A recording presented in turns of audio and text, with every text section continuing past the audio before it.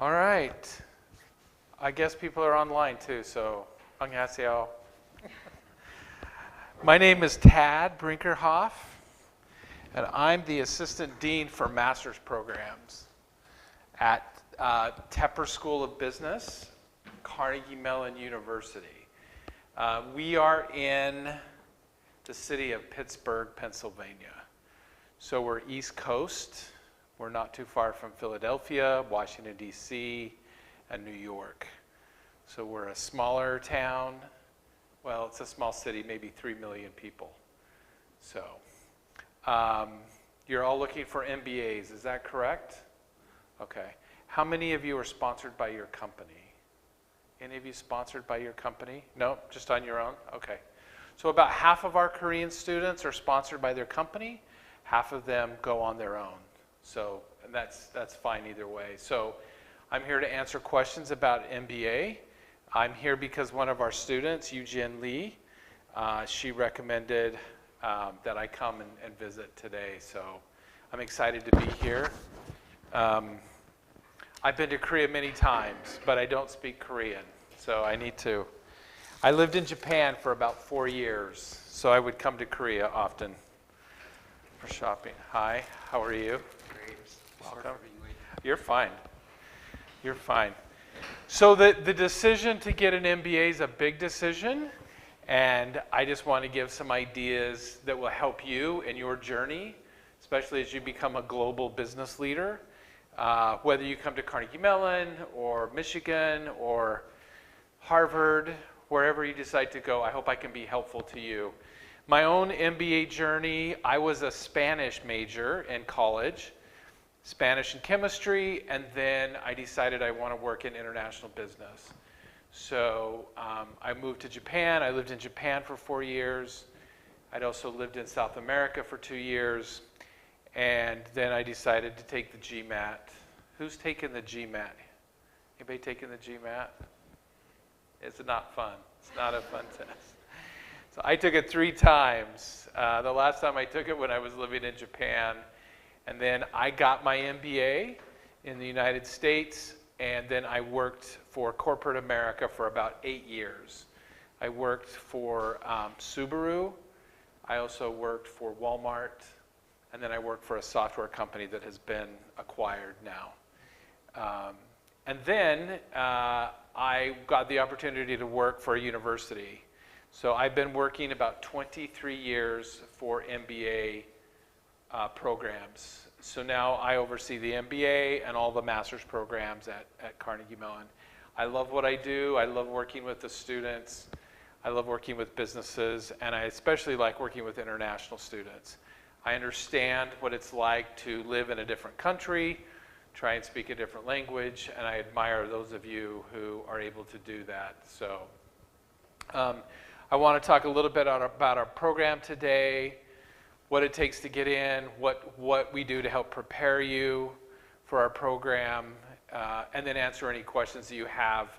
I didn't give you my business card. So please feel free to, you're fine. Please send me an email if you have questions. If you want me to read your essays before you submit to a school, any school, I'm happy to read your essays and give you some feedback on that. If you want to do a practice for your interviews, I can help you with that. I just want to make sure that you're happy and you're successful in your goals. So, all right. Tell me where you work before we get going. Tell me where you work today. Actually, I was working at the investment bank, but I leave my seat. Oh, you did? A month ago. To get ready for the MBA? Yeah. Awesome. Okay. I ran some consultants for my own. Okay, consulting. Nice. I work at a bank, and it's my lunchtime right now. Oh, okay. Okay, good. I work for tech industry. Tech industry? Okay, good. Yeah, I'm actually on a career break right now, but I previously worked for Google. Okay, good, awesome. So maybe you have heard of Carnegie Mellon University then, because we're big in tech. Duolingo started at Carnegie Mellon University. There are more Carnegie Mellon employees at Google and Microsoft than any other university in the United States. So Technology is a big part of who we are as a university. We're a private university, and so you'll see that in our business curriculum, a lot of technology, consulting related to that. So, okay, well, let's get started then.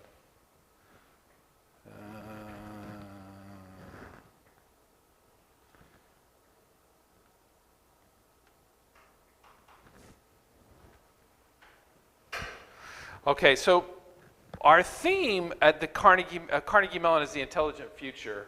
And we picked that theme because of who we are at Carnegie Mellon. So technology is very, very important to what we do. But we want to make sure that we're data-informed and human-driven. We want to make sure that the decisions that we make as a business school and the curriculum is not driven just by data. It's really driven by humans and the need for humans. So you'll hear that phrase quite a bit. We are the intelligent future, data-informed, but human-driven. Okay, so I'm really going to focus today on the full-time MBA right here. We do have an online hybrid.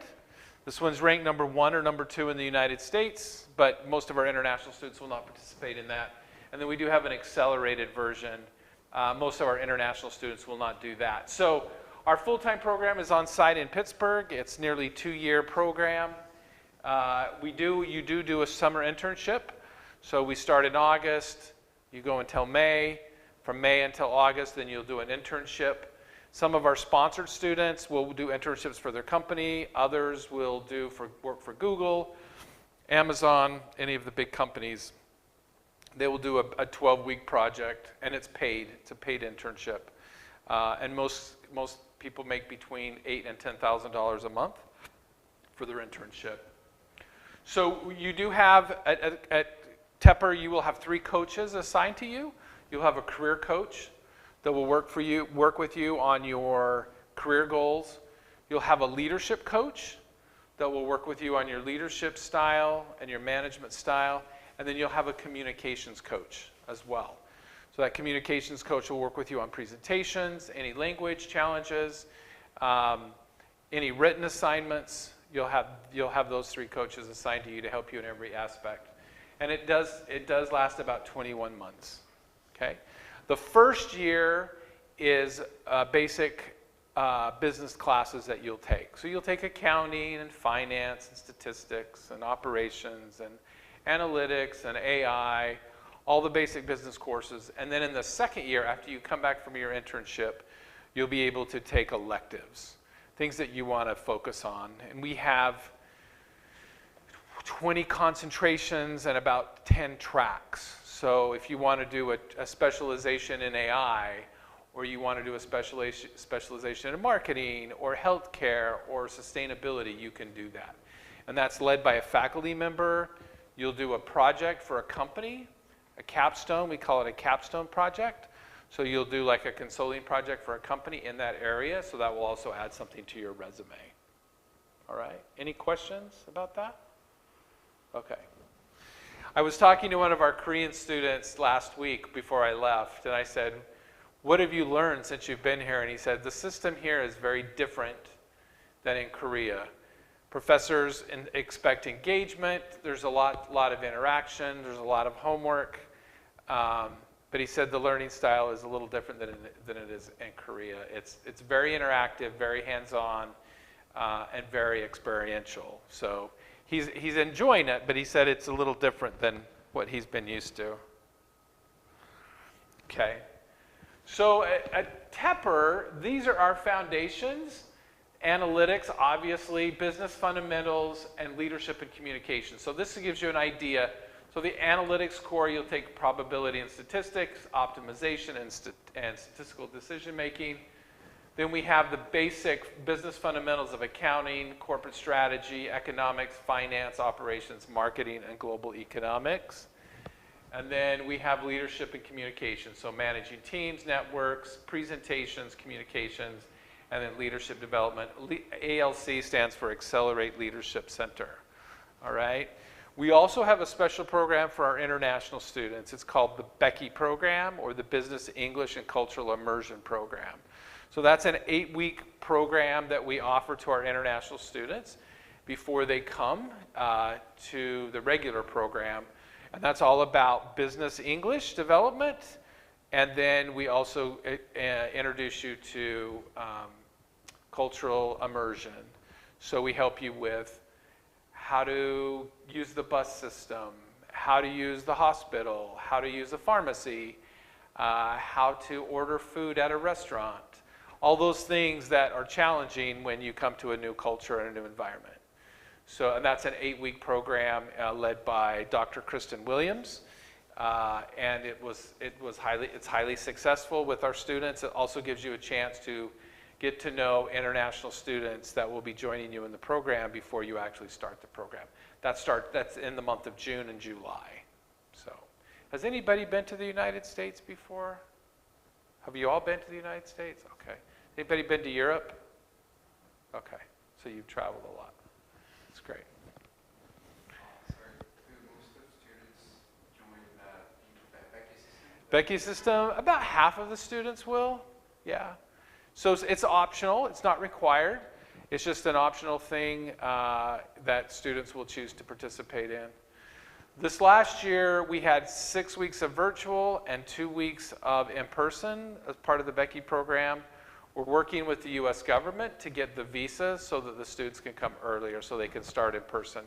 We also have some students whose companies won't let them leave early, so we have an option where you can work in the day and then do the Becky program at night. It's not as intense. We cut the work in about half. So we have some students who do that. And then some students who opted just for the 2 weeks in person. So there's different options you have depending on what your employer will allow you to do. So good question though. Thank you for asking. All right. Here's some examples of concentrations that we talked about. You can see we've got everything from sustainability to marketing to healthcare. So these require at least 3 classes in these areas, okay? So you've got a wide choice of things that you can have a concentration in. You can have more than one concentration. So maybe you want entrepreneurship and sustainability. You can choose 2 or 3 concentrations if you like. These are our tracks. So you have energy, entrepreneurship, technology, and product management. And then we also have dual degrees. So if you want to get a master's in business and engineering or a law degree or software engineering, you can do that as well. These generally take 3 years to 4 years. Regular MBA is 2 years. So one thing that's a little different about Carnegie Mellon is we encourage you to take classes across campus. If you want to take an AI class in computer science, if you want to take acting, we have an acting for business class, but we have a very, very good drama program. And a lot of actors in the United States have studied at Carnegie Mellon. So there's options if you want to explore different areas of the university. We don't have restrictions on the classes that you can take. Obviously, if you're going to take advanced programming and computer science, you need to have a background in that. You need to meet the prerequisites, but there's nothing that prevents you from taking classes outside of the business school, depending on if your schedule can allow that. We encourage that, actually. Okay. So AI is a big part of what we do. Carnegie Mellon is the first university in the United States with a computer science department, so we have a long history of technology. So you do have AI-focused resources. Our staff just went through 12 hours of AI training. We're going to be using AI in our admissions process. It's embedded in the curriculum as well. And these are classes that you can take related to AI. So ethics in AI, business language analytics, machine learning fundamentals, etc. So we think we're at the forefront of what's going on with AI.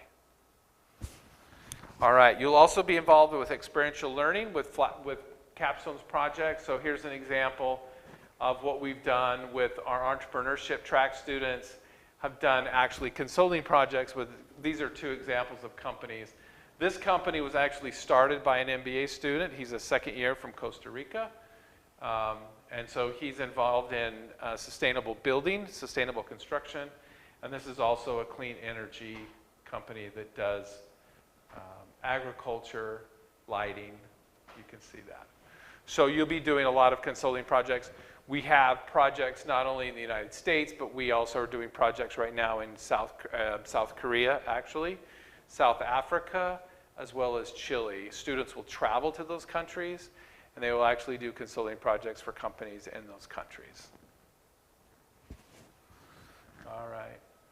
So we use the case method quite a bit at Carnegie Mellon, but we also use the thing what we call science management, which was developed at Carnegie Mellon. We have 9 Nobel laureates that are on our faculty that help deliver this. This is really using data and management, but we also want to combine that with leadership. So you will be affiliated with the Leadership Center. You'll work with your coach.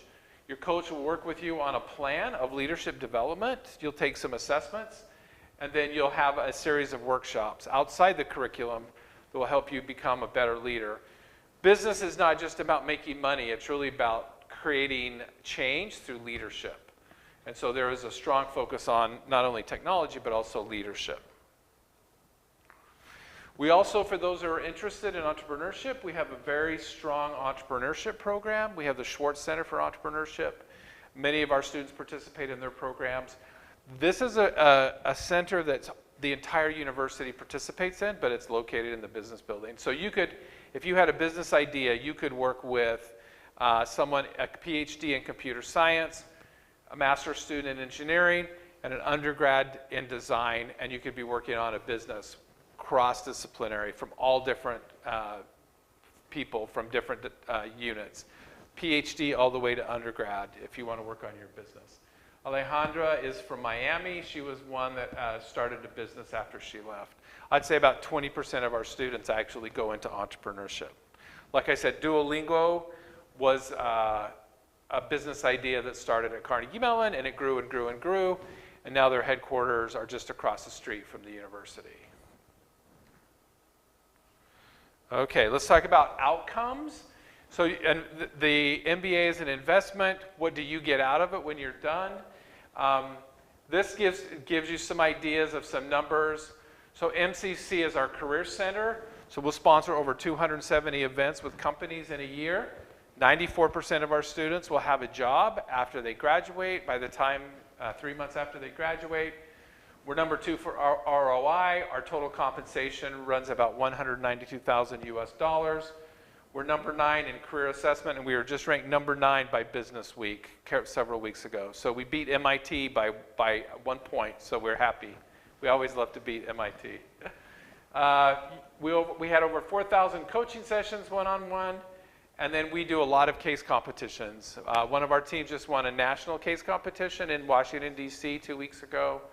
$25,000 first prize. So you can not only compete, but you also can win money nationally. So wonderful opportunities in and outside the classroom. Any questions about any of those numbers? Okay. Who hires our students? You can kind of see where we break down. About 42% will go into consulting, 30% in technology, financial services, healthcare, energy, consumer. So there's a mix. And this will change from year to year.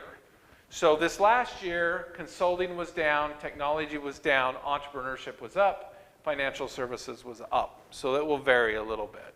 But it gives you an idea of where our students end up going with their careers. These are our top employers from this last year. As you see, there's a lot of technology. Google, Microsoft, Amazon. So the chief financial officer for Amazon is a Carnegie Mellon alum. He comes back to campus every year. He hires students every year. McKinsey, BCG, Bain, PwC, and Deloitte are consulting companies. Capital One is a finance company. We do have some students who will go to New York and work for investment banking as well. So, any questions? Okay.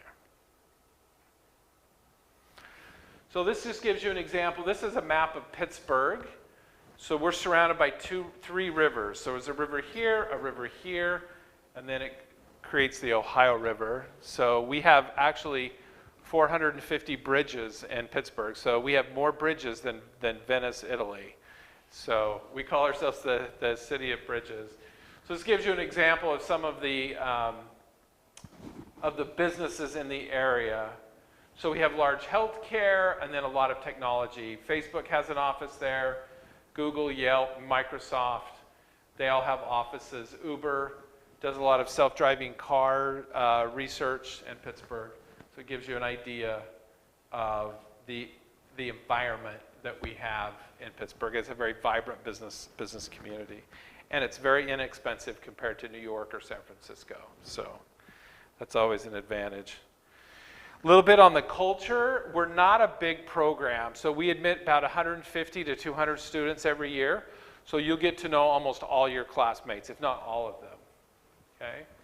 We have global chapters all over the world. Tonight I'm having dinner with about 15 of our alumni, recent students that are here, living here in Seoul.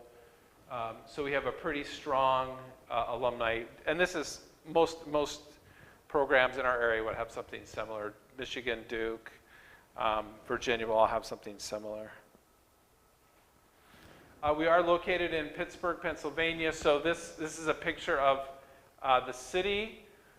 Our university is just over here. It's usually listed as one of the best places to live, and it's very affordable. It's very safe. Crime is very low. I enjoy it. It's very unique. There is a lot of diversity. People from all over the world live in Pittsburgh. Has anybody been to Pittsburgh? Has anybody been to New York? Okay.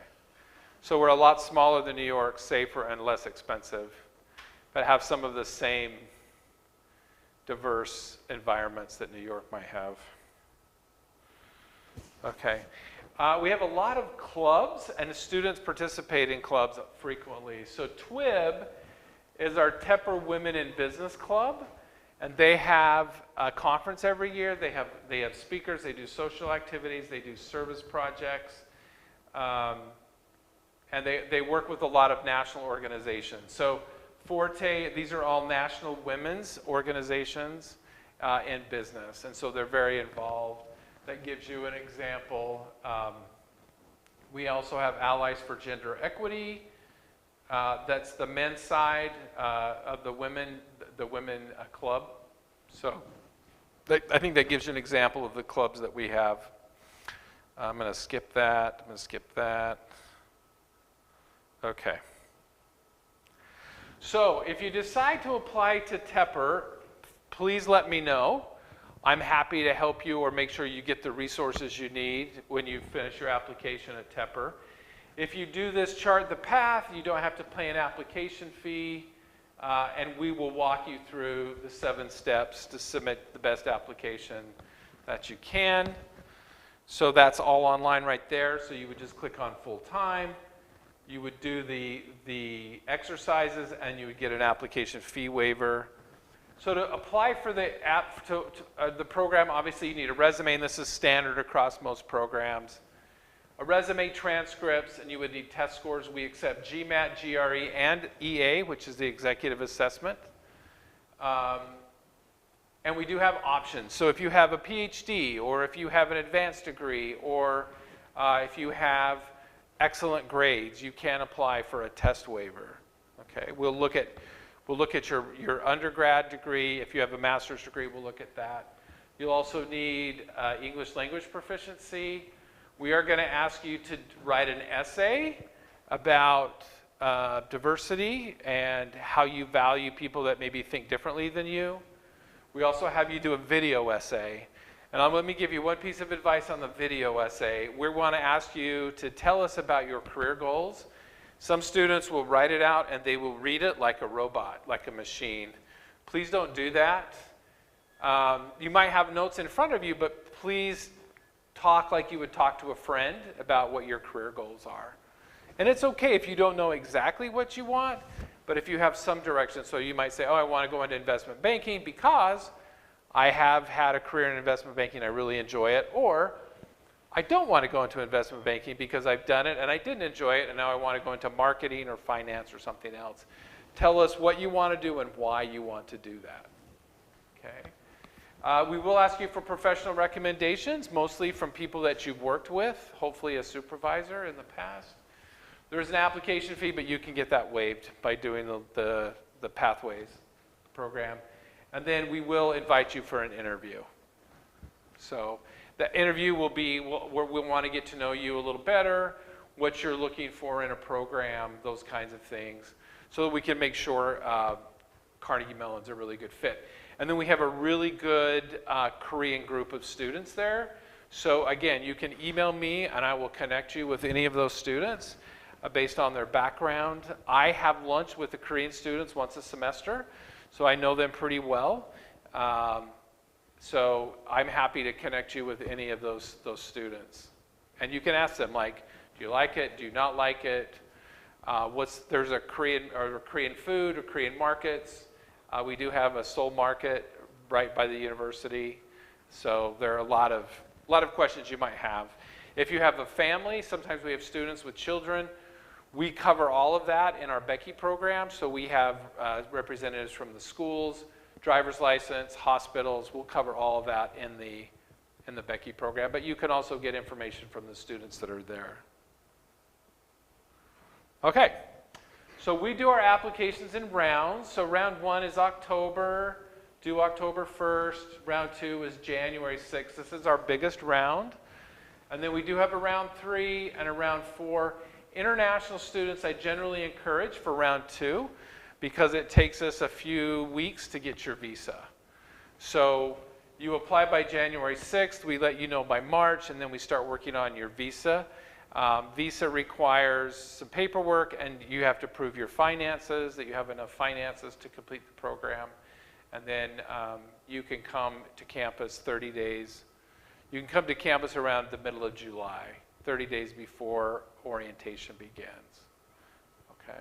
And again, if you do apply, you get admitted, and you decide to do the Becky, the Business English and Cultural Immersion program, we're working on making it so that if you choose, you can come to campus in May, because the Becky program will start July 1st.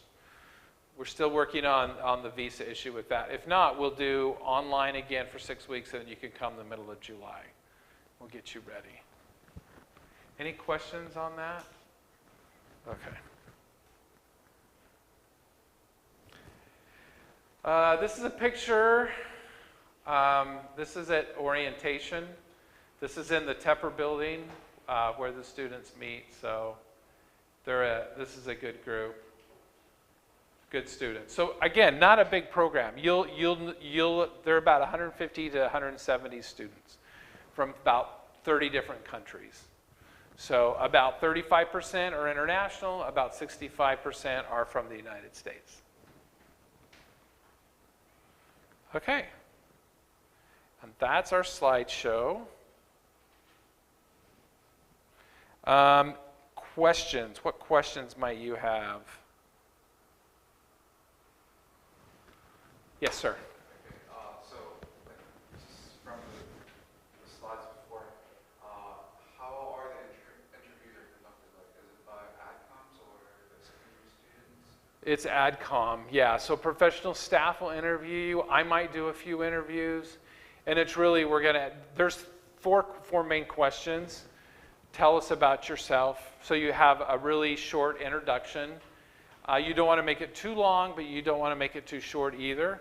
So you might say your name, where you're from, what you studied in undergrad, where you currently work, and maybe why you want to get an MBA.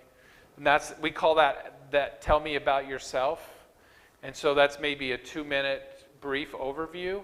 And then we're going to want to ask, why an MBA? Why did you choose to get an MBA? And why Carnegie Mellon? What about Carnegie Mellon interested you? And then what are your career goals? So if you could tell me about yourself in a brief, high level, why an MBA, why Carnegie Mellon, and your career goals. Any interview, whether it's Duke or Michigan or Stanford or Harvard, they're going to ask a variety of those questions. So you want to have those 4 things written down, and you want to you want to have bullet points, but you don't want to have something memorized. It's a conversation. We want to get to know you as a person. So, yeah. So, like, then, like, would there be no questions? Like, of course, I expect those questions such as, like, what is the, like, feedback you got, or, like, what would you do in this kind of situation? Yeah, we do some behavioral questions, like what's your weaknesses, what are your strengths, but not a lot. Because we want to understand you and what your career goals are, and can we help you achieve those career goals.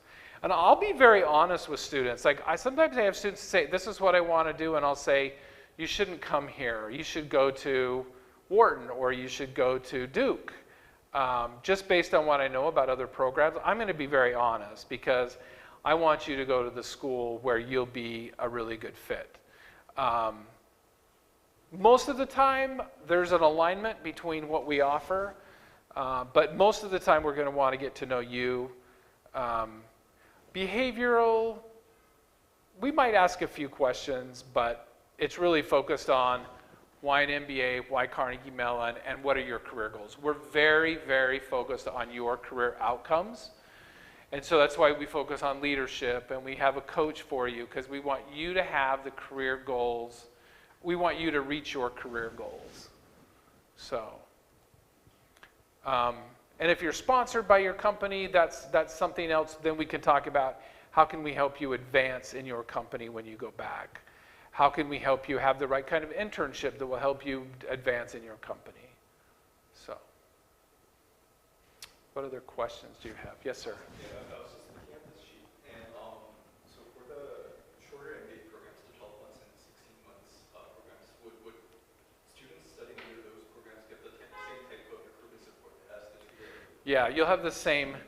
For someone with work experience, I wouldn't encourage the 1-year program. So we have, it's called MSM. If you have, that's for pre-experienced students. So that's a 1-year program, and that's for people who have not worked. So if you've worked, you're going to want to do the 2-year program. You could do the accelerated program, but if for an international student, I would probably recommend against it. But it's an option. If you've taken the 5 classes, like marketing, finance, et cetera, then you could waive out 1 semester. Most international students are going to want to do the full program. But yeah, every master's student is assigned a career coach, communications coach, and a leadership coach. So, good question. Anything else? Yes, ma'am. Actually, I have a year gap because of my disorder. Because of your what? Because of my disorder. Okay. Does it mean disadvantages of that? Not necessarily. We have an optional essay you can explain, like why you took the gap. Yeah, if there's a break in your employment or even your education, all you need to do is say why. Explain that. And and then in the interview, they might ask you about it, and you can explain. Yeah, we have students who maybe have to take care of a parent, or they've had cancer, and they have to take a break. There's all different reasons for why someone might have to take a break. We're really focused on what you want to do in the future and why. That's the main thing. And can you get there? So if you've worked in IB, investment banking, and you want to continue working in investment banking, that makes sense. If you've never worked in IB, that's okay. But if you want to work in IB, we want to know why and how can we help you get there. So IB is a tough field to break into, but it can be done. So, what else? Yes, sir. Can I ask you about, like, how the class breaks into, like, small groups among 150 people, and what are the ratios of, let's just say, like, how many Koreans are included in those 150? We probably have 15 to 20 Korean students. In a year? Uh-huh. Yeah. I think we had 15 to 17 this year. I'm thinking because I have lunch with them, and we have a class where we have lunch that's about 16 and every seat is full. So I think probably 16 to 17. And so we have 2 sections. So you have about 70 people, 75 people in every section. And then you'll also be broken down into learning teams as well. So those are teams of 5 students. And depending on the class, you'll be mixed up. I don't know that we necessarily put Koreans together or keep them apart. It's more random. It's more based on your background. So we do a number of activities. So for example, during orientation, we held a case competition.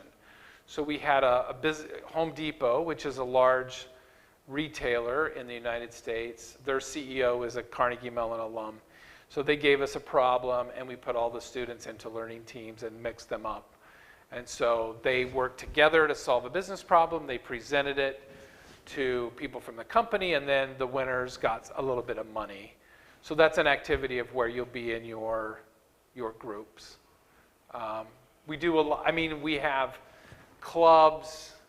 We travel for case competitions. So you'll be in a lot of different teams, but you will have one team during, in each class, they will break you up into teams.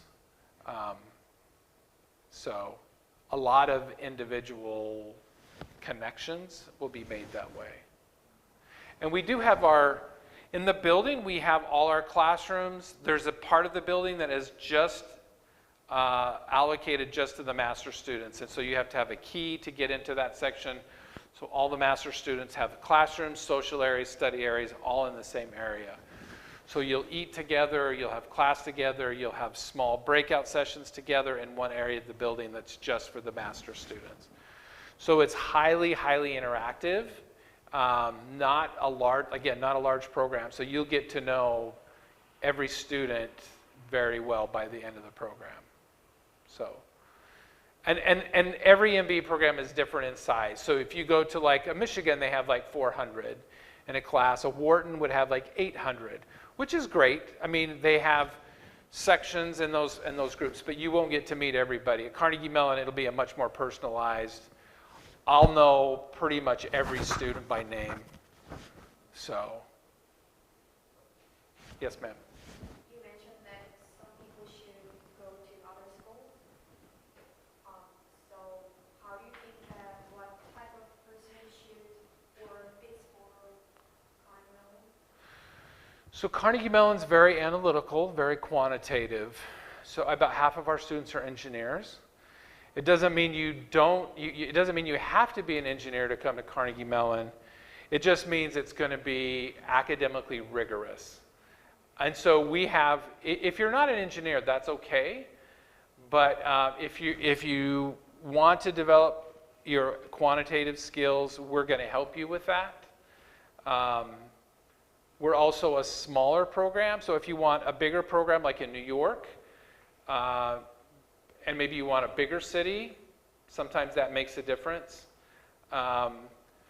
We are, like I said, we're a lower cost area, and so for some people they want something that's a little less expensive, and they want something that's maybe a little safer. So it just depends on what you're looking for. For Carnegie Mellon, I would say we're very analytical, very quantitative, small, not homogeneous, but we're very community-based. And those kinds of students seem to do fairly well at where we're at Carnegie Mellon. So, I mean, we do have investment bankers, for example, but we don't have a ton of recruiters coming to campus for IB. So if you want to go to IB, for example, we want to know early, and we want to connect you with the right people. So if you're in New York, in some cases, if you want to go into investment banking, depending on what you're willing to do, I might recommend like a Columbia or NYU. But we do have some pretty good success stories of those people who want to go into IB. But it's not a feeder. It's not like going to Columbia or some other place. We had a student from Spain. He was a mechanical engineer. He just graduated. Victor was his name, and he wanted to go into IB. It was a switch for him because he was in operations. But he wanted a smaller environment where he could know people, and he wanted a smaller city. So we just connected him. He went to New York probably 20 times to do coffee chats. He's now working for Jefferson Investment Banking in New York. He's done well, but we had to connect him with the right people, and he was willing to do the hard work, and now he's having a successful career. But he chose us over Columbia or NYU because of that, but we were able to guide him with a coach, and he had to put in a lot of work. He was on the bus every weekend to New York doing coffee chats. But it paid off, right? If you're not willing to do that, then maybe NYU or Columbia is a better option for you. So, good question, though. A really good question. If you can, not everyone can, but if you can, I would suggest you apply to 5 schools.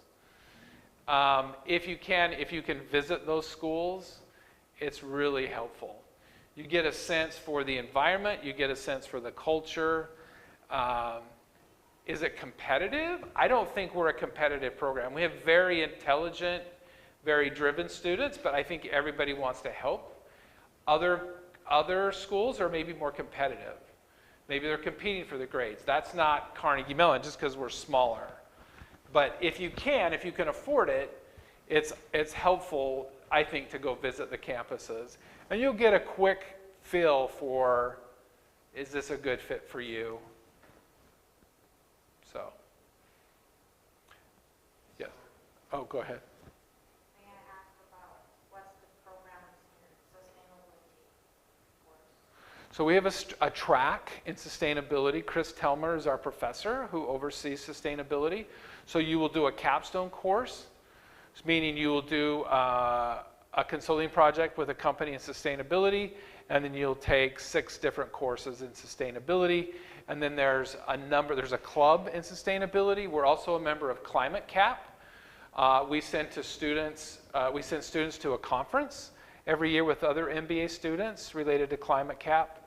In fact, I just got an email last week. We're sending a bunch of students to a Climate Cap conference in Chicago. The student from Costa Rica, Ruben is his name. He's the president of the Sustainability Club. He's very involved. So you have a lot of options with sustainability. Shell Oil, which is a large energy company based in the United States, they just built a very large carbon capture factory outside of Pittsburgh. So we're involved with that as well. So that's been interesting for our students to participate in that as well. So if you're interested in sustainability, we have a strong program. So, I'm sorry, did you have a question? It's a bit personal one. I will be applying for round 2, and I have a solid GMAT score, not so great GPA. But what do you recommend besides working in this and connecting with the students? To overcome, you've taken the GMAT, and then all of a sudden your GPA is a little lower. I think for us, the GMAT will overcome a lower GPA. I think in the essay you want to explain why your GPA is lower. I mean, it could be, I wasn't focused, but I've learned to focus now, and my GMAT reflects that. The main thing we're looking for is how can you best prove your academic ability? The program is really, it's not easy, it's difficult. And we want to make sure you have the academic background to complete all the quantitative courses. So I would just refer to your GMAT score and especially your quantitative score. I would definitely send me an email, I'll connect you with, and send me your resume, and I'll connect you with a Korean student that has a similar background. So if you're an engineer, or, so for example, Eugene Lee, who is a first year, she referred me to this organization. She is an engineer, but now she's working in HR. So tell me what you want to do, and I'll try and find someone who's aligned with your background. So are you sponsored by your company, or are you independent? It is on the table, but Not yet? Yes. Okay. Either way, I mean, I can connect you with someone who's not sponsored, someone who is sponsored. We'll try and align your backgrounds. I think that will be helpful, so they can share their experience with you. That's probably the best source of information. So yeah, you have my card, so just shoot me an email. Tell me your name. June 2nd. Junsen? Okay. That'd be great. All your English is very good. I'm really impressed. Great English. And like, have you seen any Korean students find career opportunities in other Asian cities such as Singapore and Hong Kong after their MBA? Koreans.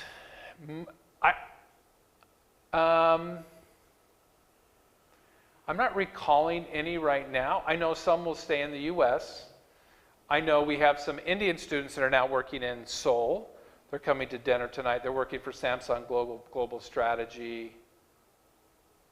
I'm not recalling any Koreans that have gone. We do have some that will go to Singapore, but I'm not recalling Koreans that have done that. We've had some Chinese and some Japanese that have worked in other Asian countries. So it's not uncommon. I'm just not recalling any Koreans specifically. I know we have, like one Japanese student, I just got a thing on LinkedIn, he moved to Australia, so he's taking over his company's operations in Australia. So that's not uncommon. He worked for a pharmaceutical company, Otsuka Pharmaceutical. I remember one student was sent to Mongolia. So we have a pretty good relationship with companies in Singapore. And if you did want to, Singapore, and what was the other city? Hong Kong. I think what you would want to do if you want to work in those cities, then as soon as, if you come to Carnegie Mellon or wherever you go, you want to tell your career coach immediately, this is where I'm interested in working. And then what we need to do is start connecting you with alumni in those areas. Because you're going to want to, if you're not sponsored by your company and your company's not going to sponsor you, then we want to connect you with alumni, and you can start having those conversations. So every November we have a big alumni event, and we have alumni that come from all over the world. So if we have Singapore or Hong Kong alumni coming, we'd want to connect you November. Yeah. So once you decide where you're going, once you get admitted, then the networking has to start then immediately. So if you come to Carnegie Mellon, we have an alumni director. You can email me, and I will connect you with the alumni director, and you can start maybe having coffee chats virtually with the alumni in those cities. Yeah, networking is number one in terms of career development. So we've got people in place. I can help you. Our alumni director can help you. But it's really, IB is all about networking. If you want to go to a different city, it's all about networking and making those connections. That's a good question. Anyone else? Yes, ma'am. What's your advice on choosing the right school for students? It probably depends on what your value set is. So some people, a reputation, the name, like they want to go to Harvard or Stanford or Wharton. If that's super important for you, then if you've got the grades and the GMAT and the money, then I think it just depends on what you value. Other people would rather, cost is going to be the number one thing. Now we do scholarships, and so there's a way to minimize the cost there. For other people, it's culture. So it kind of depends on, do you want a smaller program in a smaller city? Do you want a bigger program in a bigger city? Excuse me. So it just kind of depends on what your values. The one thing I would look at is the brand of the school. So for example, Northwestern Kellogg, they're all about marketing. And so if you're all into marketing, Kellogg's a great program for you. We're more technology. So if you go to Carnegie Mellon, you're branding yourself as technology, analytical, quantitative, and leadership. So we have a really strong leadership component. So it kind of just depends on what your values are, what culture you best identify with, and then you can manage that. I recommend choosing at least 5 schools. One might be a stretch school that's harder to get into. And then there's there's the top 10. We're like I said, we're 9, but in Business Week, but we're usually 15 to 13. Now we're up to 9. So we're there with Virginia, Duke, Cornell, we compete with those schools. And then you have lower level schools after that. So you have like Maryland or Notre Dame or other schools. So it just depends on, some people are like all about the name recognition, cost, culture, career outcomes. So you just need to prioritize what's important for you. And if you want to follow up, and again, feel free to email me. If you want to have a conversation, I've been doing this a long time. I know a lot of people at different schools.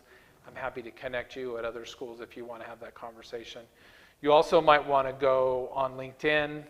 So say you're interested in Georgetown in Washington, D.C. So they're known for foreign service, so like international government work. So if that's something you're interested in, then I would recommend get on LinkedIn, connect with a Korean student that goes to school there, and just ask them those questions. Say, this is what's important to me, this is what I'm thinking, tell me about your experience. That's probably the best way to get an insight into the program. So it's a big decision, right?